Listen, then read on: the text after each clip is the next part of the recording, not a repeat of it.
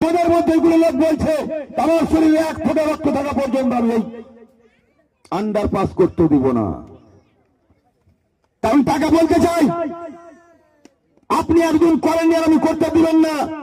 আপনার শরীরে রক্ত বের করে পানি ভরে দিয়ে আমি আন্ডারপাস করবো। কাজ ধরা আছে মহেশপুর ব্রিজে, ওখানে কাজ ধরা আছে, আর একটা ব্রিজ ওখানে হবে।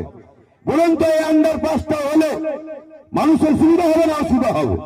আমাদের মধ্যে এগুলো লোক বলছে আমার শরীরে 1 ফোঁটা রক্ত থাকা পর্যন্ত আমি এই আন্ডারপাস করতে দিব না। কারণ টাকা বলতে চাই, আপনি একদিন করেননি আর আমি করতে দিবেন না।